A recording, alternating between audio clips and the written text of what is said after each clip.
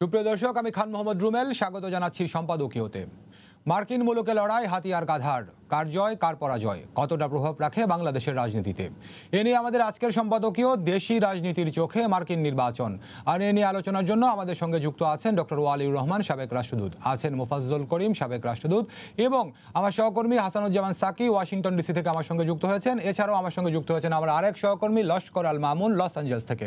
দর্শক, আপনারা ওই আলোচনায় সরাসরি অংশ নিতে পারবেন, এর জন্য টেলিভিশনের পর্দায় নম্বর ফোন করতে হবে। এছাড়া ফেসবুকের মাধ্যমে আপনাদের মন্তব্য পাঠাতে পারেন। আলোচনা শুরুর আগে দেখে নেব এখনকার প্রধান শিরোনামগুলো। হোয়াইট হাউসের দৌড়ে টিকবে ট্রাম্প নাকি বাইডেন? ব্যাটেল গ্রাউন্ড, 6 রাজ্যে টান টান উত্তেজনা, গণনা বন্ধে সুপ্রিম কোর্টে যাবার ঘোষণা ট্রাম্পের।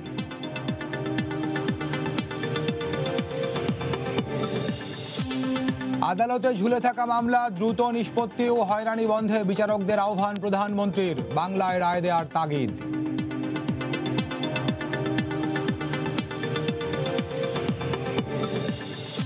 পদ্মা সেতুর 36তম স্প্যান বসানোর প্রক্রিয়া শুরু বৃহস্পতিবার। বাকি 5টির মধ্যে 4টি বসতে পারে এ মাসে। ডিসেম্বরে 6.15 কিলোমিটারের পুরো সেতু দাঁড়ানোর আশা। বরগুনার রিফাত হত্যা মামলায় খালাস চেয়ে মৃত্যুদণ্ডপ্রাপ্ত মিন্নি সহ 2 আসামির আপিল শুনানির জন্য হাইকোর্টে গ্রহণ, স্থগিত অর্থদণ্ড। এবং নিষেধাজ্ঞা থেকে ফিরেই আবারও বিশ্বসেরা সাকিব আল হাসান, আইসিসির ওয়ানডে অলরাউন্ডার র্যাঙ্কিংয়ে শীর্ষে নম্বর 75।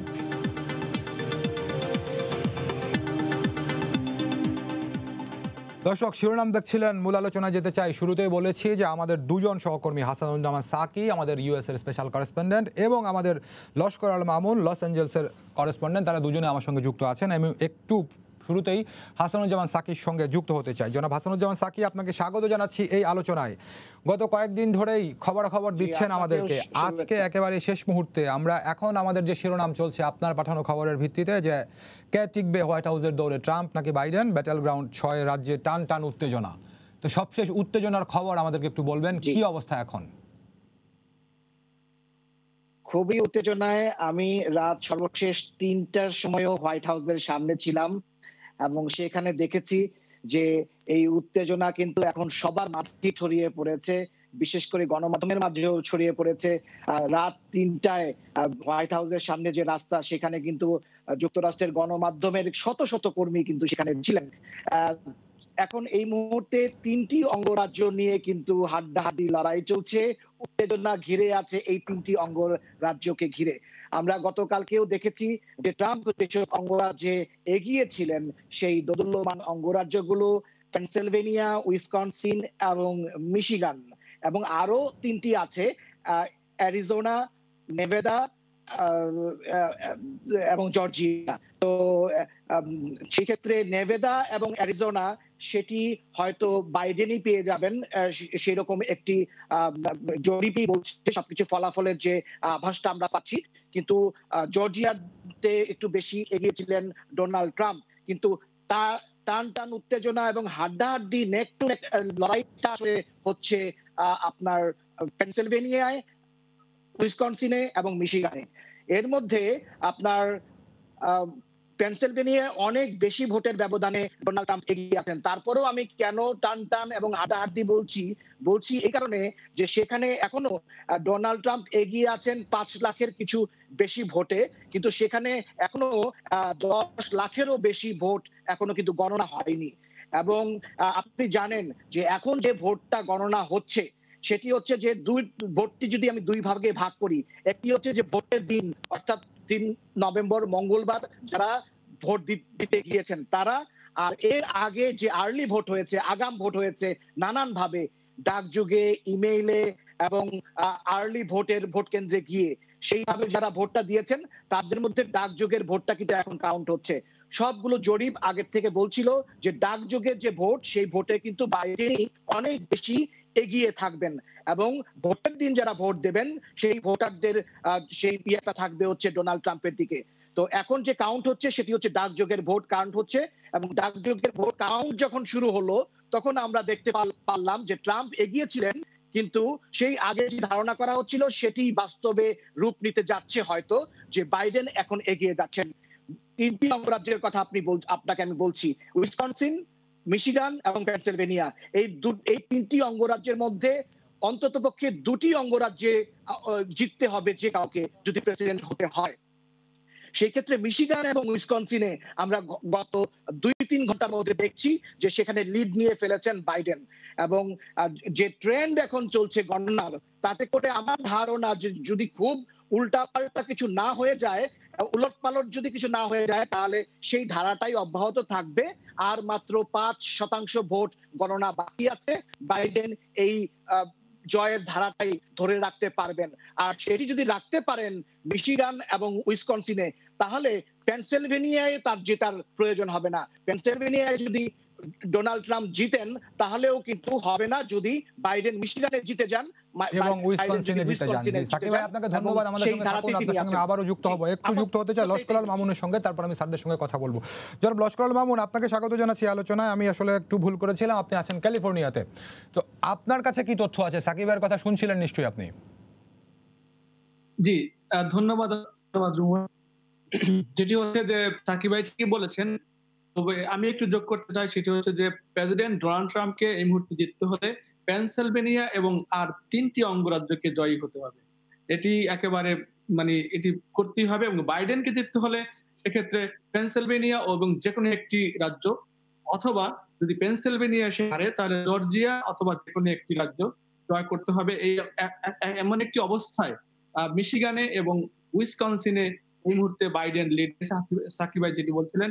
সুতরাং এমন একটি স্ট্যাটিস্টিক্স এমন অবস্থায় এই একটু আগে আমরা দেখলাম যে এই ফলাফল পেতে এবং এই গণনা শেষ হতে, যেটি সাকিব ভাই বলছিলেন যে এটি কিন্তু আসলেই সেই ডাকযোগে প্রাপ্ত ভোট অথবা যে আগাম ভোটের সেই গণনা চলছে।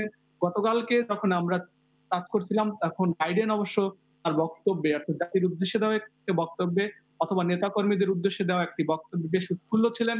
এবং তিনি কিন্তু বেশ বলছেন, এবং পরবর্তীতে তিনি টুইটও করেছেন, তিনি বলেছেন যে জয়ের ব্যাপারে তিনি শতভাগ আশাবাদী এবং তার নেতাকর্মীদেরকে তিনি কিন্তু বলেছেন যে তোমরা প্রস্তুত থাকো, আমরাই জয়ী হব। এমন একটি প্রতিশ্রুতি, এমন একটি তার দৃঢ়তা আমরা দেখেছি। সেক্ষেত্রে কিন্তু মোটামুটি বলা চলে, যদি এরকম হয় সাকিবের কথা সূত্র ধরে, যে যে শেষ মুহূর্তের যে ভোট গণনা, সেই গণনাটা কিন্তু পুরোপুরিটাই না গেলেও প্রায় মেজরিটি একটা পোর্শন কিন্তু বাইডেনের পক্ষেই যাবে এবং সেই অবস্থায় রয়েছে। তবে ট্রাম্প যে কথাটি বলেছেন, তিনি কিন্তু আদালতে যাচ্ছেন, অর্থাৎ আগের সেই ছুরি রয়েছেন, সে জায়গা থেকে একটু নড়চড় হননি, তিনি কিন্তু বলেছেন যে আদালতে যাবেন। সুতরাং আমরা কিন্তু এই আদালতে যাওয়ার প্রসঙ্গ নিয়ে আমি আপনাদের কাছ থেকে আবার জানবো। একটু আমাদের সঙ্গে যুক্ত আছেন দুজন সাবেক রাষ্ট্রদূত। আমি শুরুতে যুক্ত হতে চাই ডক্টর ওয়ালিউর রহমানের সঙ্গে। ডক্টর ওয়ালিউর রহমান স্যার, আপনাকে স্বাগত জানাচ্ছি এই আলোচনায়। শুনছিলেন যে আমাদের দুজন করেসপন্ডেন্ট যারা ইউএসএ থেকে খবরাখবর সবশেষ পরিস্থিতি আমাদেরকে জানালেন। স্যার, আমরা যেটি আলোচনার শিরোনাম করেছি দেশি রাজনীতির চোখে মার্কিন নির্বাচন। তো এখন এই ডেমোক্রেট আসুক আর রিপাবলিকানরা আসুক, বাংলাদেশের রাজনীতিতে বা বাংলাদেশের সঙ্গে সম্পর্কের ক্ষেত্রে কি কোনো হেরফের হবে বা কি রকম হবে? আপনার অভিজ্ঞতা কি বলে? আচ্ছা, ধন্যবাদ। আমি কিছু বলার আগে আপনার কাছ থেকে অডিও কিন্তু খুবই দুর্বল পাচ্ছি আমি। আচ্ছা, আপনার অডিও আমার কাছে খুবই দুর্বল আছে। যেরকম আমাদের গেস্ট বললেন যারা আমেরিকাতে আছেন, খুবই সুন্দর পরিষ্কার। আচ্ছা, আপনার প্রশ্নের উত্তর। ধন্যবাদ। জি স্যার। দেখুন, বাংলাদেশ ৭১ সালের পরে আমরা যখন বঙ্গবন্ধু নিউ ইয়র্কে গেলেন ৭৪ সালে ২৫শে সেপ্টেম্বরে তার বক্তৃতা হলো জাতিসংঘে। তিনি ওখান থেকে প্রেসিডেন্ট ফোর্ড সেখানে তিনি গেলেন, হোয়াইট হাউস ওভাল অফিসে দেখা হলো। এবং ভিজিট, যখন দুই দেশের প্রধান, সরকার প্রধান বা রাষ্ট্রপ্রধান একত্রিত হন, উনি রাষ্ট্রপ্রধান ছিলেন, তখন ইট ইজ অ্যাকসেপ্টেড ডিপ্লোম্যাটিক্যালি যে আমরা we have forgotten our status past but not forgiven each other but forgotten. এবং বাংলাদেশের সাথে যে সেই visit meeting with president Ford by Bangabandhu, that was a watershed line for Bangladesh. এরপরে আমাদের সাথে তাদের আর কোনো এরকম সম্পর্ক নেই, but we remember history is there. এই ক্ষেত্রে যে দলই ক্ষমতায় আসুক, রিপাবলিকান অ্যান্ড ডেমোক্র্যাট, এবং যারা এসছে সিন্স 1974 আমি বলবো বাংলাদেশ ইজ অলরাইট। আমাদের তো কোনো রকমের বিগ পাওয়ার অ্যাম্বিশন আমাদের নাই। আমাদের লোকাল রিজিওনাল কোনো রকমের ক্ষমতার লড়াই আমরা নাই। আমরা আছি আমাদের ইকোনমিক গ্রোথ, ডেভেলপমেন্ট, মানুষের কল্যাণের জন্য ব্যবস্থা করা, আমাদের জিডিপি গ্রোথ করা, আমাদের ইনভেস্টমেন্ট নিয়ে আসা, আমাদের ইনফ্রাস্ট্রাকচার করা, পদ্মা সেতু হচ্ছে এখন, এবং এনার্জি আমাদের বাড়ানো। থিংস যারা নিয়ে মাননীয় প্রধানমন্ত্রী শেখ হাসিনা ব্যস্ত আছেন, হার গভর্নমেন্ট, এবং এইটাই হলো আমাদের আজকের চেষ্টা। কাজে সেখানে whoever is the president, is Trump or Biden, officially, I said officially, we have no problem. We cannot say, well, he's good, he's bad. No, we have no problem. Both of them are, both the parties are our friends, এবং তাদের সঙ্গে সেভাবে আমাদের কাজকাম হচ্ছে, আমাদের ব্যবসা বাণিজ্য চলছে। এবং মোস্ট রিসেন্টলি আপনি জানেন যে ডিফেন্স সেক্রেটারি এসপার প্রাইম মিনিস্টারকে ফোন করেছিলেন অন সাম ইস্যুস, এবং তিনি পাঠিয়েছেন স্টেট ডিপার্টমেন্ট থেকে deputy state secretary of state কে পাঠিয়েছিলেন। প্রধানমন্ত্রীর সঙ্গে মিটিং হলো একটা। তো এই যে আসা যাওয়া আছে, এইটা হলো আমাদের জন্য important. This is very important for us. আমরা এটা রাখতে চাই, যেই ক্ষমতায় আসুক আমেরিকা। জি, আমরা সেটি প্রত্যাশা করি। স্যার, আপনাকে অনেক ধন্যবাদ, আমাদের সঙ্গে যুক্ত থাকুন। আপনার সঙ্গে আমি আবারও যুক্ত হব। একটু কথা বলতে চাই, আমাদের সঙ্গে আছেন মোফাজ্জল করিম, সাবেক রাষ্ট্রদূত। জনাব মোফাজ্জল করিম, আপনাকে স্বাগত জানাচ্ছি আলোচনায়। স্যার, শুনছিলেন, কথা বলছিলেন ডক্টর ওয়ালিউর রহমান, তো ব্যাপারটা তো অনেকটা এরকমই, আপনিও হয়তো একই অভিজ্ঞতা বা একই রকম বিশ্লেষণ করবেন যে মার্কিন যুক্তরাষ্ট্রে যে দলই ক্ষমতায় আসুক সম্পর্কের ক্ষেত্রে হয়তো খুব বেশি হেরফের হবে না। কিন্তু স্যার, একটু বাংলাদেশের রাজনীতির চোখে মার্কিন নির্বাচন আমরা যেহেতু শিরোনাম করেছি, এই মার্কিন যুক্তরাষ্ট্র একটি প্রভাবশালী রাষ্ট্র, তো সেই এবং বাংলাদেশের বন্ধু রাষ্ট্র, তো অনেক সময় আমরা দেখি যে কোন দল ক্ষমতায় আসলো, ডেমোক্রেট নাকি রিপাবলিকান, এই জয় পরাজয়ের মধ্যে বাংলাদেশের রাজনীতিতেও বা বাংলাদেশের রাজনৈতিক দলগুলোর মধ্যেও এক ধরনের আশা, এক ধরনের উচ্ছ্বাস কিংবা এক ধরনের নিরাশা এরকমটা দেখা যায়। তো এই আমাদের যে দেশি রাজনৈতিক দলগুলোর এই আশা কিংবা নিরাশা, এটি কি আসলে খুব বেশি ভেরি করে কিনা মার্কিন যুক্তরাষ্ট্রের ক্ষেত্রে যে বাংলাদেশের সঙ্গে সম্পর্ক রাখার জন্য? ধন্যবাদ আপনাকে। জি, আমার বন্ধু ওয়ালি যে কথাটি বলেছে, আমার মনে হয় বাংলাদেশের ক্ষেত্রে এটাই হচ্ছে বড় কথা, যে বাংলাদেশ সকলের সঙ্গে বন্ধুত্ব রেখে চলে, এবং যে দলই আসুক না কেন সেই বন্ধুত্ব বজায় রাখে। এই সম্পর্কের মধ্যে একটা ধারাবাহিকতা থাকে, যেটা সেই 1974-এর যে বঙ্গবন্ধুর ওই প্রথমবারের মতো স্বাধীন দেশ থেকে তিনি যখন গেলেন, এবং তখন থেকে যে সম্পর্ক স্থাপিত হয়ে সেটা চলে আসছে। এখন কথা হচ্ছে, দল যেটাই আসুক না কেন, আমার ধারণা মার্কিন যুক্তরাষ্ট্র তাদের নীতিতে কোনো পরিবর্তন করবে না দ্বিপাক্ষিক সম্পর্কের ক্ষেত্রে, আর আমরাও আমাদেরও কোনো পরিবর্তন করার কোনো কিছু নাই।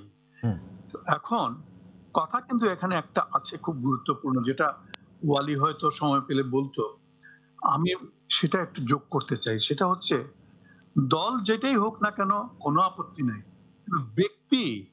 ব্যক্তি অবশ্যই খুবই গুরুত্বপূর্ণ। অর্থাৎ কে রাষ্ট্রপতি হচ্ছেন আমেরিকার, সেটা খুবই গুরুত্বপূর্ণ। গত 4 বছর যিনি ছিলেন, এই মুহূর্তে তার সম্বন্ধে কোনো রকমের মতামত প্রকাশ করাটা শোভনও হবে না, আর প্রয়োজনও নাই।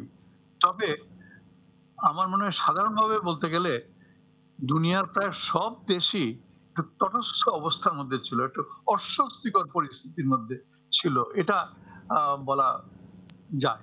এবং তিনি যদি আরো 4 বছর থাকেন, ক্ষমতায় যদি আসেন, কিছুক্ষণ পরেই হয়তো এটা স্পষ্ট হয়ে যাবে, তখন এই অস্বস্তি ভাব নিয়েই আরো 4 বছর আমাদের চলতে হবে। তবে স্যার, এই অস্বস্তি ভাব এটি কি শুধু আমাদের মানে বাংলাদেশের, নাকি পৃথিবীর অন্যান্য দেশের কথা, মানে কি মিন করছেন? আমি সত্যি কথা বলতে গেলে পরে আমি আগেই বলেছি আমি ব্যক্তিটি সম্বন্ধে বলছি আর কি। আচ্ছা তো আচ্ছা। এই রাষ্ট্র এই প্রেসিডেন্ট হুম, ট্রাম্প হুম, আগে যে যত প্রেসিডেন্টই আমেরিকাতে এসেছেন গেছেন তাদের কারোর চারিত্রিক বৈশিষ্ট্যর সঙ্গে প্রেসিডেন্ট ট্রাম্পের কোনো মিল খুঁজে পাবেন না। প্রেসিডেন্ট ট্রাম্প হচ্ছেন সম্পূর্ণ আলাদা এক ধরনের মানুষ, যে ব্যক্তিটি তার আচার আচরণে ইত্যাদিতে সকলের এক ধরনের মনোযোগ যেমন আকর্ষণ করেন, তেমনি সবাইকে বেশ আচমকা ও সতর্ক করে দেন। তো সেই ক্ষেত্রে যেমন আমরা আমরা আমরা লক্ষ্য করেছি তিনি বিভিন্ন বিষয়ে, যেমন ধরুন এই ইসরায়েলের ব্যাপারে সম্প্রতি যে পদক্ষেপগুলো নিয়েছেন মধ্যপ্রাচ্যের মাধ্যমে, এটাতে আমাদের মানে মুসলিম দেশগুলোর পুলকিত হওয়ার কিছু নাই। তারপরে ক্ষমতায় এসেই অভিবাসীদের সম্বন্ধে, ইমিগ্রেন্টদের সম্বন্ধে তার যে নীতি এবং যে সমস্ত পদক্ষেপ নিয়েছেন সেগুলোও খুবই একটা সুখপ্রদ কিছু ছিল না। এই সমস্ত কারণে বলছি। অথচ এখন তার দল কিন্তু তেমন ভাবে কোন রকমের কোন মানে প্রভাবান্বিত কিছুতেই করেন নাই। আমরা যেই ক্ষমতায় আসুক আমরা আমাদের নিজেদের উন্নয়নের বিষয় তো আছে, যেটা ওয়ালি বলেছে। এর সঙ্গে সঙ্গে আমি বলতে চাই আমাদের নিজস্ব কিছু সম্পর্ক আছে, যে বিষয় আছে যেগুলা আমেরিকার কাছ থেকে আমরা একটা বড় রকমের ভূমিকা এতদিন আশা করে এসেছি, দুঃখের বিষয় পাইনি। যেমন রোহিঙ্গাদের ব্যাপারটা, হুম, এখানে আমেরিকার একটা বড় রকমের ভূমিকা আমরা আশা করেছিলাম, কিন্তু এখন পর্যন্ত পাইনি। তবে অতি সম্প্রতি কিছুটা মনোযোগ হয়তো আমেরিকা দিচ্ছেন বিষয়টিতে। আমরা আশা করব ট্রাম্পই আসুন আর ট্রাম্পই থাকুন আর বাইডেনই আসুন, আমরা আশা করব আমাদের এই সমস্যাটি নিশ্চয়ই সমাধান হবে। জি স্যার, ধন্যবাদ, আমাদের সঙ্গে থাকুন আপনি। একটু আবার সাকিব ভাইয়ের সঙ্গে যুক্ত। সাকিব ভাই, এই যে এর আগে আমি মামুন ভাই বলছিলেন এবং আমাদের যে আজকে খবরের শিরোনাম সেখানেও রয়েছে যে আপনার সুপ্রিম কোর্টে বা আদালতে যাওয়ার কথা ভাবছেন ট্রাম্প, এই জায়গাটা একটু বিস্তারিত বলবেন। আর একটু সঙ্গে বলবেন যে এর আগে এই মার্কিন যুক্তরাষ্ট্রের নির্বাচন নিয়ে কোনো প্রার্থীর আদালতে যাওয়ার নজির রয়েছে কিনা। জি, এর আগে তো আদালতে তো সিদ্ধান্ত হয়েছে আল গোরের সময়ে, যে নির্বাচনে যখন হয়েছিল তখনও কিন্তু বলা হয়েছিল যে আল গোর জিতেছিলেন, কিন্তু আদালতের রায়ে কিন্তু তখন কিন্তু তিনি পরাজিত হন। তো সেই হ্যাঁ, তাহলে সেবার গিয়েছিলেন আপনার ডেমোক্রেট প্রার্থী, এবার যাচ্ছেন রিপাবলিকান, যদি যান আর কি। জি না, তখন সেবার আদালতের সিদ্ধান্ত হয়েছিল, সেবার না, কিন্তু আদালতে আল গোর তো আপনার ডেমোক্রেটের ছিলেন। লুজ করেছেন জি, তিনি তো প্রেসিডেন্ট হতে পারেননি, কিন্তু ডেমোক্রেট প্রার্থী তখন গিয়েছিলেন, আর এবার যদি যান তাহলে হবেন সেটি রিপাবলিকান ট্রাম্প। জি, কিন্তু যেটি বলা হচ্ছে যে মানে ডোনাল্ড ট্রাম্প কিন্তু বারবার তার কথায় থাকছেন না। তা উনার যেটি মোফাজ্জল করিম স্যার যেমনটি বলছিলেন ব্যক্তি সম্পর্কে, এই ব্যক্তিটি হচ্ছে এমন একজন ব্যক্তি যে যিনি প্রতি মুহূর্তে তার কথায় কিন্তু নড়াচড়া করেন। তিনি শুরুতে বলে দিয়েছেন 3 দিন আগে, যে আমরা দেখলাম যে মিশিগান থেকে তিনি যখন ফ্লাই করছিলেন নর্থ ক্যারোলাইনায়, তখন তিনি বিমানবন্দরে সাংবাদিকদেরকে বলেছেন যে মানে তিনি ইলেকশন নাইটে তিনি বিজয় ডিক্লেয়ার ঘোষণা করবেন না। হ্যাঁ, তো কিন্তু এর একদিন আগেই তিনি বলেছিলেন যে আমি ইলেকশন নাইটে বিজয় ঘোষণা করব। কেন ইলেকশন নাইটে বিজয় ঘোষণা করা যাবে না? এই যে দেখেন যে ইলেকশন নাইটে কিন্তু রেজাল্ট হয়ে যায়, কিন্তু আমাদের এই রেজাল্ট কিন্তু ইলেকশন নাইটে হলো না। কারণ আমরা সবাই জানতাম যে ডাক যুগে এত বেশি পরিমাণের ভোট এসেছে, যেখানে ইলেকশন নাইটে জয় পরাজয় নির্ধারণ হবে না। কিন্তু উনি এটি জেনেও কিন্তু বলেছিলেন যে আমি বিজয়টা ডিক্লেয়ার করে ফেলবো। তো এই জায়গা থেকে জটিলতা, এবং সুপ্রিম কোর্টে যাওয়ার ব্যাপারটিও তিনি বলেছিলেন যে আমি আদালতে যাব, পরে আবার অস্বীকার করলেন, তিনি এটি বলেননি। তবে খুবই তিনি এটি সমালোচনা করেছিলেন যে ইলেকশন হয়ে যাওয়ার পরে 2 দিন পরে 1 দিন পরে ভোট কাউন্ট হতে পারে, সেই প্রক্রিয়াটির তিনি সমালোচনা করছিলেন। এবং আপনি যদি এখন দেখেন যে সুপ্রিম কোর্টের বিচারক যিনি হলেন, তিনি এনি কমি ব্যারেট, যিনি সুপ্রিম কোর্টের বিচারপতি হলেন, তার বিচারপতি নিয়োগের প্রক্রিয়াটি নিয়েও কিন্তু বিতর্ক ছিল। ডেমোক্রেটিক প্রার্থী ডোনাল্ড ট্রাম্প, জো বাইডেন এবং তার দলের সমর্থকরা সবাই বলছিলেন যে নির্বাচনের আগে এই মুহূর্তে নৈতিক কারণেই, যেহেতু একটি নির্বাচনের প্রক্রিয়ার মধ্যে রয়েছে, অতএব এই সময়ে রাষ্ট্রের খুব গুরুত্বপূর্ণ কোনো সিদ্ধান্ত নিতে পারেন না প্রেসিডেন্ট ডোনাল্ড ট্রাম্প। কিন্তু তিনি কিন্তু ঠিকই ডিসিশন নিলেন এবং নিয়োগ দিয়ে ফেললেন। এখন সুপ্রিম কোর্টে কিন্তু একটি ভারসাম্যহীন অবস্থায় আছে। 9 জন বিচারপতির মধ্যে রিপাবলিকানদের আদর্শ বা রিপাবলিকানদের পছন্দের বিচারক আছে 6 জন, আর ডেমোক্রেটিক দলের সমর্থিত বা পছন্দের বিচারক আছে 3 জন। এবং আপনি জানেন যে মার্কিন যুক্তরাষ্ট্রের বিচার ব্যবস্থায় সুপ্রিম কোর্টে একজন বিচারপতি যখন নিয়োগ হন, তিনি আমৃত্যু এবং নিজে যদি পদত্যাগ না করেন তাহলে এই পদে তিনি বহাল থাকবেন আমৃত্যু পর্যন্ত। অতএব এই যে সুপ্রিম কোর্টের যে বিচার ব্যবস্থায় যে একটি ভারসাম্য রক্ষা হলো না, এটি কাটিয়ে উঠতে কত বছর লাগবে, 30 বছর না 50 বছর লাগবে আমরা জানি না।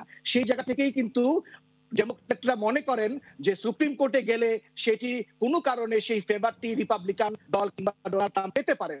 কিন্তু তারপরেও মার্কিন যুক্তরাষ্ট্রের বিচার ব্যবস্থার সম্পর্কে সব শেষে যে কথাটি বলতে হয় যে আপনাকে আস্থা রাখতেই হবে।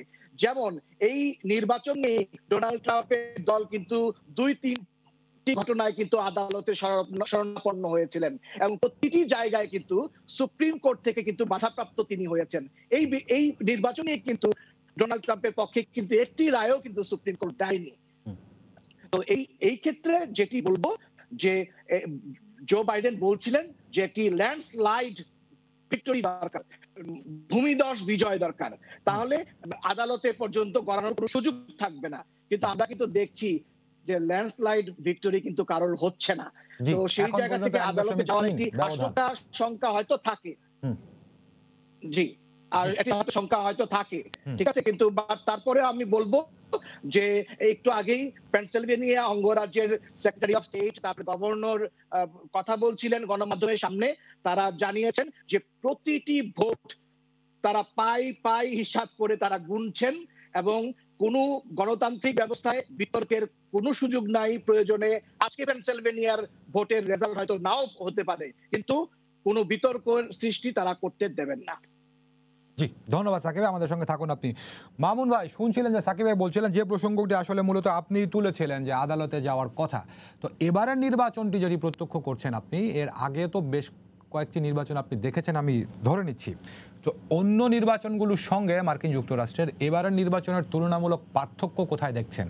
যেমন এখন পর্যন্ত যে ব্যবধান আমরা বলছি যে 1.3, আপনার যিনি এই রিপাবলিকান প্রার্থী ডোনাল্ড ট্রাম্প, তিনি এরই মধ্যে আদালতে যাবেন বলে ঘোষণা দিয়েছেন। তো এই সব সহ আগাম ভোট অনেক বেশি পড়েছে এবার। সবকিছু মিলে অন্যান্য নির্বাচনের সঙ্গে এবারের পার্থক্যটা কি? ধন্যবাদ রুমেল ভাই। পার্থক্য একটি বিরাট, কারণ হচ্ছে যে এখন বিগত ছাপিয়ে একটি রেকর্ডময় নির্বাচন হয়েছে এবং মার্কিন যুক্তরাষ্ট্রে, এবং এই ধরনের নির্বাচন মার্কিন যুক্তরাষ্ট্রের জনগণ এর আগে কখনো দেখেনি। কেন বলছে কথা? প্রত্যেকটি ক্ষেত্রে যেমন এত বেশি পরিমাণ ভোট এবারে দিয়েছেন, এটি কিন্তু আগে কখনো এরকম হয়নি। এবং একই সঙ্গে আপনাদের যে একটি পুরো পদ্ধতি চালু ছিল ডাকযোগে ভোট প্রদান, সেটি কিন্তু এর আগেও ছিল, কিন্তু এত বেশি পরিমাণ কখনো হয়নি। প্রত্যেকটি ক্ষেত্রে রেকর্ড ছাড়িয়েছে এবং এত বেশি কখনো মানুষকে এই নির্বাচনের সাথে সম্পৃক্ত হতে দেখা যায়নি। আন্দোলন হয়নি মার্কিন যুক্তরাষ্ট্রের রাজপথে এবারের নির্বাচন এবং নির্বাচনের আগে পূর্ববর্তী সময়ে যে পরিমাণ আন্দোলন হয়েছে সেটি কিন্তু মার্কিন যুক্তরাষ্ট্রের মানুষ কখনো দেখেননি। এবং প্রচন্ড পরিমাণ কিন্তু তথ্যবিহীন কথাবার্তা বলেছে এবং দুই প্রার্থী কিন্তু তারা বেশ দৃঢ় প্রতিজ্ঞ ছিলেন। তারা কিন্তু আদালতে যাওয়ার কথার জন্য শুধু প্রেসিডেন্ট ট্রাম্প না, বাইডেনও কিন্তু একই ধরনের ইঙ্গিত দিয়েছেন। তিনিও কিন্তু তার আইনজীবীদের সাথে কথা বলেছেন, তারাও কিন্তু আদালতে যাওয়ার একটি প্রস্তুতিতে রয়েছেন। এই মুহূর্তে আমি যখন কথা বলছিলাম তার ঠিক কিছুক্ষণ আগে vice president Kamala Harris tweet করেছেন তিনি যেটি হাসানুজ্জামান সাকিব বলেছেন একটু আগে, যে তারা কিন্তু চাচ্ছেন যে প্রত্যেকটি ভোট কাউন্ট হতে হবে। অপরদিকে প্রেসিডেন্ট ডোনাল্ড ট্রাম্পের সেই আগের মতো বরাবরের মতো তিনি কিন্তু বলে আসছেন যে না, ডাকযোগে প্রাপ্ত ভোট ইলেকশন শেষের পরে কোনো ভোট গণনার কোনো সুযোগ হবে না এবং এটি করতে দেওয়া যাবে না। এই এই যে একটি তার অবস্থান, এবং সেক্ষেত্রে এই বিষয়টি অবশ্যই কিন্তু এখানকার যারা নির্বাচন কর্মকর্তা রয়েছেন, যারা নির্বাচন পরিচালনা করছেন, তারা কিন্তু বেশ স্বাধীনভাবেই কাজ করছে। আরেকটি বিষয় আপনাকে বলে রাখি, যে এই প্রথম ইতিহাসে দেখা গেল যে আমাদের দেশে তথা তৃতীয় বিশ্বের যে কোনো দেশে যখন নির্বাচন হয়, সেই নির্বাচনে যেমন প্রেসিডেন্ট ডোনাল্ড ট্রাম্প কিন্তু এখন রাষ্ট্রপতি রয়েছেন, তার অধীনেই কিন্তু একটি নির্বাচন হচ্ছে। সেই মুহূর্তে প্রেসিডেন্ট ডোনাল্ড ট্রাম্পই কিন্তু সকল অভিযোগ করছেন, অর্থাৎ কারচুপির ব্যাপারটা কিন্তু ডোনাল্ড ট্রাম্পই বলছেন যে কারচুপির সম্ভাবনা রয়েছে। এটি কিন্তু অর্থাৎ যিনি ক্ষমতাসীন তিনি কারচুপির অভিযোগ তুলছেন। জি, ধন্যবাদ মামুন ভাই, আমাদের সঙ্গে আপনি থাকুন, আপনার সঙ্গে আবার যুক্ত হওয়ার চেষ্টা করব। একজন দর্শক ফোনে আছেন, আমি ফোনটা নিয়ে আবার আসছি। যে দর্শক, আপনার নাম বলে প্রশ্ন করুন। আসসালামু আলাইকুম। জি, ওয়ালাইকুম আসসালাম। আমার নাম হচ্ছে কবির। জি, পানিহারা নগা থেকে বলতেছি। জি শুনছি, বলুন আপনার প্রশ্নটি বলুন। ওয়ালিউল্লাহ স্যারের কাছে আমার প্রশ্ন, যে ট্রাম্প বলেছিল আমি নির্বাচনে পরাজিত হলে আদালত পর্যন্ত গড়াবে, কেন বলেছিল?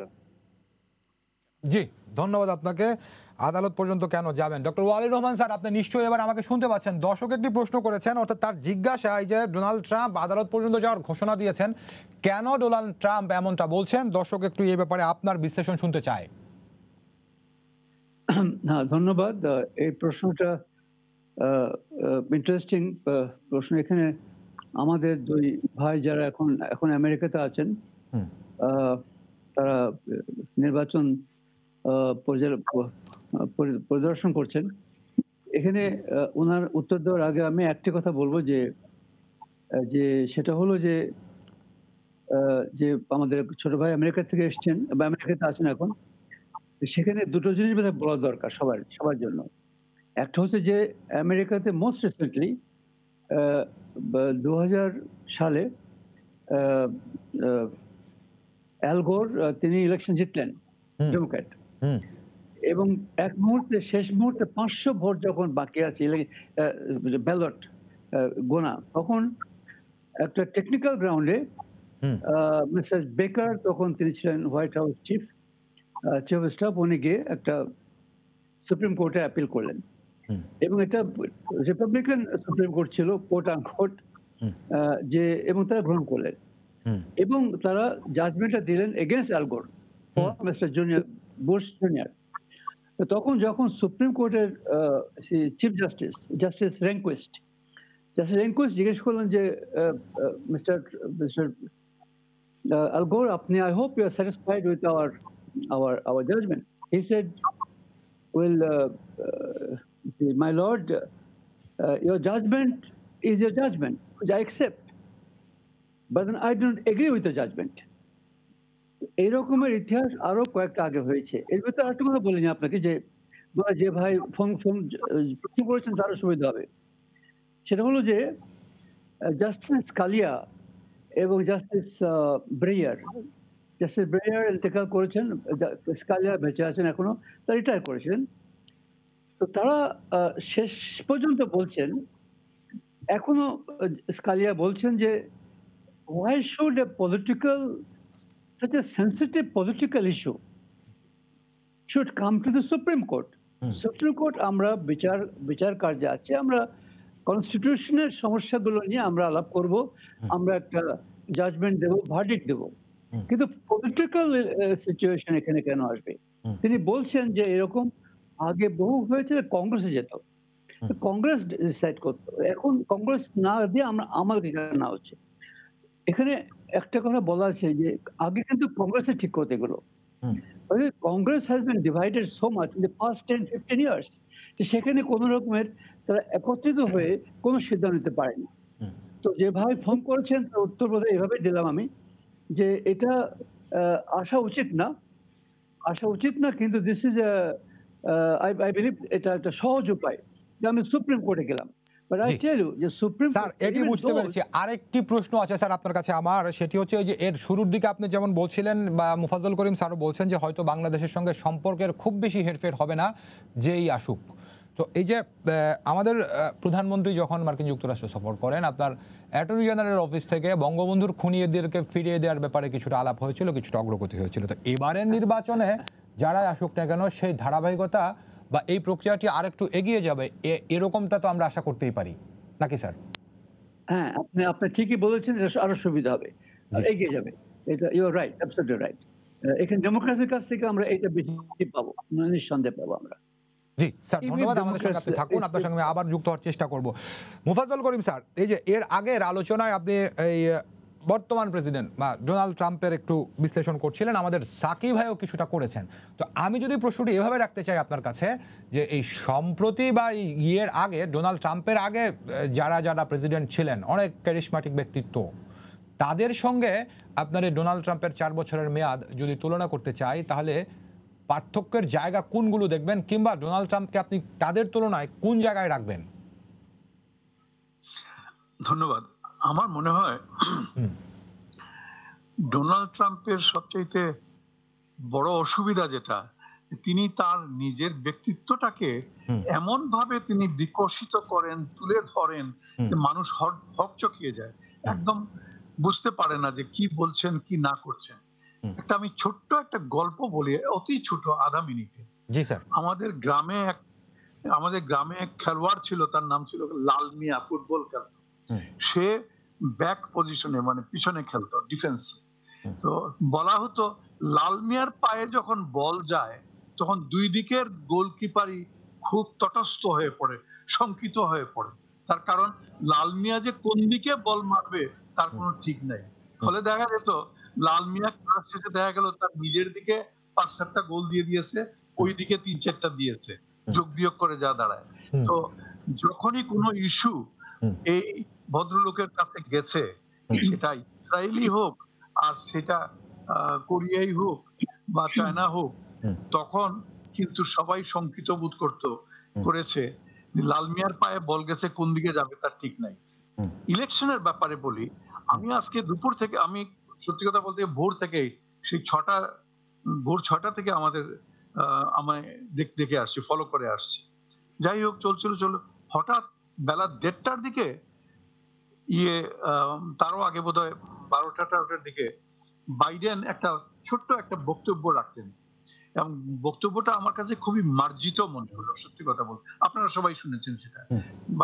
বাইডেন বলেছেন যে ধৈর্য ধরো, আমরা we are on the right track for victory, আমরা এগিয়ে যাচ্ছি ঠিক মতোই, তবে ধৈর্য ধরো। আর আরেকটা গুরুত্বপূর্ণ কথা বলেছেন, কে জিতলো কে হারলো এটা আমি বা ডোনাল্ড ট্রাম্প বলার কোনো এখতিয়ার আমাদের নাই, যাদের এখতিয়ার আছে তারা বলবে। এই পর্যন্ত বলে তার সমর্থকদেরকে তিনি চাঙ্গা করে চলে গেছেন। কিন্তু এর পরে এটা যেন উত্তর দেওয়ার মতো বেশ লম্বা একটা বক্তৃতা দিয়ে দিলেন ডোনাল্ড ট্রাম্প, এবং সেখানে আমি চমকে গেলাম তিনি যখন বললেন যে ডাকযোগে বা অন্য যে সমস্ত ভোট, আগাম ভোট হয়েছে, এগুলা এই আজকের সশরীরে ভোট যেগুলা দেওয়া হয়েছে সেটার পরে ওগুলা আর গোনা যাবে না। আমি অবাক হয়ে গেলাম, বলে কি তাহলে এত কষ্ট করে লোকে যে ইমেইলে পাঠালো, ডাকযোগে পাঠালো, কোনোটা আগে এসে তারা দিয়ে গেল সশরীরে, এগুলা নাকি গোনা যাবে না উনি বললেন। তারপরে আর একটা হুঁশিয়ারি দিলেন, এটাতে আমি আরো বেশি চমৎকৃত হয়ে গেলাম। কি ব্যাপার? আমি কিন্তু আদালতে চলে যাব। কেন আদালতে যাবেন, কি কারণে যাবেন, কিছু স্পষ্ট করলেন না আগে থেকে। আচ্ছা, এই আদালতে যাওয়ার ব্যাপারটা তিনি গত কয়েকদিন যাবত কিন্তু বলে আসছিলেন, এবং তার থেকে আমার অন্তত ব্যক্তিগতভাবে আমার একটা ধারণা জন্মেছে, এই কারণেই বোধহয় তিনি আদালতে ওই নতুন বিচারক মহিলা কি মিসেস ব্যারেট বোধহয় ওনাকে বসিয়েছেন। মানুষের মনে সন্দেহ আসবে, তিনি তখন থেকে আদালতে যাবে করতো। আর এখন তো আমার বোধহয় হিসাবে কোনো ভুল হবে না যদি বলি যে যদি উনি হারেন তাহলে আমরা দেখবো সত্যি তিনি আদালতে চলে গেছেন। জি স্যার, ধন্যবাদ, আপনি আমাদের সঙ্গে থাকুন। সাকিব ভাই, এই যে বাংলাদেশি বংশোদ্ভূত ভোটার যারা আছেন, কিংবা ধরেন যারা অভিবাসী হিসাবে আছেন কিন্তু এখনো পর্যন্ত নাগরিকত্ব পাননি, এদের মধ্যে এই নির্বাচনটি নিয়ে ডোনাল্ড ট্রাম্প নাকি বাইডেন, তাদের মতামত কিংবা তাদের আলোচনাটা কোন দিকে? আমি বুঝতে পেরেছি আপনি, জি আমি বুঝতে পেরেছি আপনার প্রশ্নটি। এই প্রশ্নটি যাওয়ার আগে খুব ছোট করে আমি ওই যে মার্কিন যুক্তরাষ্ট্রের রাজনীতি এবং নির্বাচনী পরিবেশের গুণগত দিক নিয়ে একটু কথা বলতে চাই। যে কথাটি, প্রশ্নটি আপনি লস্কর আল মামুনকে করেছিলেন এবং জনাব মামুন যেটির উত্তর কিছুটা দিয়েছেন। আমি একটু বলতে চাই এরকম করে যে আমরা তৃতীয় বিশ্বের দেশগুলোতে নির্বাচন আসলে কিংবা রাজনীতিতে যেসব নেতিবাচক দিকগুলো আমরা সাধারণত দেখি, মার্কিন যুক্তরাষ্ট্রের নির্বাচনেও কিন্তু আমরা এটি কিন্তু এবার কিন্তু প্রকটভাবে আমরা দেখেছি। এটি শুরু হয়েছিল গত 2016 সালে হিলারি ক্লিন্টন এবং ডোনাল্ড ট্রাম্প যখন প্রতিদ্বন্দ্বিতা করেছিলেন, তখন অল্প বিস্তর শুরু হয়েছিল। কিন্তু এবারের পুরো নির্বাচন প্রক্রিয়া, পুরো রাজনীতিটাই কিন্তু একেবারে পাল্টে গেছে। দেখেন, কোনো অভিযোগ নয়, বিরোধী পক্ষের কোনো অভিযোগ না, এটা এই দেশের আইন শৃঙ্খলা রক্ষাকারী বাহিনী এই তথ্য প্রকাশ করেছে যে প্রেসিডেন্ট নির্বাচনের একজন প্রার্থী জো বাইডেন, তাকে হত্যার পরিকল্পনা করা হয়েছে এই দেশে। এই দেশে 2 জন অঙ্গরাজ্যের গভর্নরকে অপহরণ করার পরিকল্পনা, গুম করে ফেলার পরিকল্পনা করা হয়েছে। এবং এই দুটি ক্ষেত্রেই যারা করেছে তাদেরকে এফবিআই আইনশৃঙ্খলা রক্ষাকারী বাহিনী কিন্তু গ্রেফতার করেছে। সাকিব ভাই একটা ফোন আছেন, সাকিব ভাই একজন দর্শক ফোনে আছেন, ফোনটা নেমে আপনার কাছে আসছি। দর্শক আপনার নাম বলে প্রশ্ন করুন। আসসালামু আলাইকুম ভাই, আমি Mohammad Shafiq Shah American new jersey থেকে বলছি। জি বলুন। আমার প্রশ্ন উপস্থিত 2 আমেরিকান ভাইয়ের কাছে যারা থাকেন, বাস করেন। সুইং সিস্টেম একটি বিতর্কিত পদ্ধতি বলে আমি মনে করি। যারা আমেরিকা আছে কেন এই পদ্ধতি বাদ দেওয়ার বিরুদ্ধে আন্দোলন করেন না প্লিজ? জি ধন্যবাদ, বুঝতে পেরেছি প্রশ্নটি। সাকিব ভাই শুনছিলেন যে নিউ জার্সি থেকে একজন বাংলাদেশি বলছেন যে এই সুইং পদ্ধতিটা তার ভাষায় বিতর্কিত, সেটির জন্য কোনো আন্দোলন হয় না। আমি খুব ছোট করে বলছি। আমি খুব সংক্ষেপে বলে দিচ্ছি যেটি নির্বাচনী পরিবেশ নিয়ে যেটি বলছিলাম, সেটি হচ্ছে গুম, অপহরণের, হত্যার প্লট এখানে হয়েছে রাজনীতিতে নির্বাচনের সময়। তারপরে ভোটারদের বাড়িতে বাড়িতে হামলা, ধর্মীয় উপাসনালয়ে ভাঙচুর, এইগুলোও কিন্তু হয়েছে। এবং যারা ক্ষমতাশালী যে এলাকায়, সেই এলাকার সেই ক্ষমতাশালী ব্যক্তি তার এলাকার ভোটারদেরকে হুমকি দিয়েছে যে আমার সমর্থিত প্রার্থীকে তোমাকে ভোট দিতে হবে, যেগুলো আমরা তৃতীয় বিশ্বের রাজনীতিতে নির্বাচনের আগে দেখে থাকি। সেগুলো কিন্তু আমরা মার্কিন যুক্তরাষ্ট্রের রাজনীতিতে, গণতান্ত্রিক ব্যবস্থায় কিন্তু আমরা দেখেছি। পার্থক্য যেটা বললেন যে এবারে নির্বাচনের বা রাজনীতির পার্থক্যটা কি, পার্থক্য এগুলো মিলেই। সঙ্গে আছে হচ্ছে করোনা মহামারী পরিস্থিতি, সঙ্গে আছে হচ্ছে বর্ণবাদ যে বৈষম্য, এই সবকিছু মিলিয়ে আসলে রুমেল এবারের রাজনীতি, এবারের নির্বাচন খুবই ব্যতিক্রমী। এখন আসি যে প্রশ্নের উত্তরটি করেছেন আমাদের নিউ জার্সির একজন দর্শক, সেটি যিনি বলেছেন, আমি ব্যক্তিগতভাবে এটি মনে করি না। কারণ এদেশের ব্যবস্থা, গণতান্ত্রিক আইন প্রণেতারা নির্বাচনী ব্যবস্থায় ইলেকটোরাল কলেজ পদ্ধতি তৈরি করেছেন, সেটির পেছনে অবশ্যই যুক্তি আছে। সেটি কি রকম যুক্তি? যে নিউ ইয়র্ক, কিংবা আমি নিউ ইয়র্কের বাসিন্দা আর লস্কর আল মামুন থাকেন ক্যালিফোর্নিয়ায়, আমেরিকার 2টি বড় অঙ্গরাজ্য এবং সবচেয়ে বেশি সংখ্যক বাংলাদেশি যেমন বসবাস করেন, মার্কিন জনগোষ্ঠীও এই 2টি অঙ্গরাজ্যে বেশি বসবাস করেন। এবং ইলেকটোরাল কলেজের ভোটের সংখ্যাও এই 2টি অঙ্গরাজ্যে বেশি, তেমনি ফ্লোরিডাতেও বেশি আছে, টেক্সাসেও বেশি আছে। কিন্তু অন্যান্য যে অঙ্গরাজ্যগুলো আছে, সেসব অঙ্গরাজ্যগুলোও কিন্তু জনগোষ্ঠী কম আছে, কিন্তু অনেক বড় আয়তনের অঙ্গরাজ্য, কিন্তু হয়তো জনগোষ্ঠী কম থাকে। এখন পপুলার ভোট যদি হয়, তাহলে দেখা যাবে যে এইবার নিউ ইয়র্কে কোনো নির্বাচনী প্রচারণায় আসেননি, ক্যালিফোর্নিয়ার কোনো নির্বাচনী প্রচারণায় আসেননি জো বাইডেন এবং ডোনাল্ড ট্রাম্প কেউই। হ্যাঁ, তাহলে কি হবে? যদি পপুলার ভোট হয়, তাহলে দেখা যাবে যে বড় অঙ্গরাজ্যগুলো বেশি, যারা জনগোষ্ঠী যেখানে বসবাস করে, রাজনৈতিক দলের নেতাকর্মীরা সবাই ওখানেই ফোকাস করছে। তখন ছোট ছোট যে অঙ্গরাজ্যগুলো আছে তারা বৈষম্যের শিকার হবে। ধন্যবাদ সাকিব ভাই, আপনাকে অনেক ধন্যবাদ। সময় আমাদের খুব বেশি নাই, আমাদের সঙ্গে যুক্ত হওয়ার জন্য অনেক ধন্যবাদ। মাউন ভাই, আপনার সঙ্গে আর যুক্ত হতে পারছি না, আপনাকে ধন্যবাদ জানাচ্ছি। আমি একটু ডক্টর ওয়ালিউর রহমান স্যার, সবকিছু মিলে আজকের এই আমাদের আলোচনার বিশ্লেষণে আপনি শেষ মন্তব্য কি করবেন? Doctor Waliur Rahman sir. ধন্যবাদ। আমেরিকার যে জাস্টিস সিস্টেম, যেহেতু আমরা এই নিয়ে আলাপ করছি এবং এটা খুব ইম্পর্টেন্ট একটা ব্যাপার, that has some relevance to our own judicial system in Bangladesh and subcontinent, whole of South Asia, including India. সেটা হচ্ছে যে justices normally they try to be away from the politics of the country. Normally, I say normally. Unless there is a special circumstance. এখানে যেমন ধরেন যে প্রশ্নগুলো অনেক এসছে যে এর ভিতরে জাস্টিস রবার্টস বর্তমান চিফ জাস্টিস এটি কিন্তু কনজারভেটিভ, পাহাড় কনজারভেটিভ, তিনটা রিকোয়েস্ট গেছে ট্রাম্প সাহেবের কাছ থেকে, তিনটা বিষয়ের উপরে তিনটায় তিনি না বলে দিয়েছেন, নাকচ করে দিয়েছেন। এবং ট্রাম্প সাহেব বলছেন যে আমাদের জাস্টিস তারা আমার কথা শুনে না। তো তিনি সিরিয়াসলি বলছেন কথাগুলো। You see that shows a special mind of mister Trump. মানে basically justices all over the world, unless there is a special kind of a force applied or ভয় ভীতি দেখানো হয়, সেখানে তাছাড়া justices of the Supreme Court, particularly the higher court, সেখানে তারা try to remain neutral as possible, keeping in view this circumstance. যেমন ধরুন আমি এটা বলবো to make it easier, বাংলাদেশে যখন আপনার জিয়াউর রহমানকে খুন করা হলো চিরঙে, তখন 13 জন মুক্তিযোদ্ধাকে ফাঁসি দেওয়া হলো, তখন জেনারেল এরশাদ কিন্তু টেকেন ওভার। নাও যখন তাদের বিচার করে ফাঁসি দেওয়া হলো, তারা মুক্তিযোদ্ধা, they had nothing to do with the murder, nothing, কিন্তু ওদেরকে ফাঁসানো হলো যেহেতু ওরা মুক্তিযোদ্ধা। সেখানে জাস্টিস কে সোভান ওয়াজ দেয়ার, তিনি খুব নাম করে একজন জাস্টিস, আমি তার সঙ্গে কাজ করেছি আইন নিয়ে কিছু ব্যাপারে। তো তিনি বললেন যে আমি এই বিচার করতে পারবো না, because this is very wrong. তারা কোনো অন্যায় করেনি, আপনি কেন, why do want me mister president Jamia? Then he was removed from there, he was dismissed. So then the other guy who was there, he took over and he gave a judgment by which all 13 of them were hanged to death. এরকম হয়েছে, আমাদের দেশে হয়েছে, but now এরকম কোন অবস্থা আমাদের হতে পারে না। রিসেন্টলি একটা কেস আমি বলি। স্যার আমার হাতে সময় খুব বেশি না, আমি আরেকদিন সময় থাকলে শুনবো স্যার। আমি একটু মোফাজ্জল করিম স্যারকে অল্প শুনে শেষ করে দিচ্ছি। মোফাজ্জল করিম স্যার, আমি আপনার শেষ মন্তব্য শুনতে চাই, আমার কাছে 1.5 মিনিটের মতো সময় আছে। আচ্ছা, আমি 1.5 মিনিটের মধ্যে শেষ করব।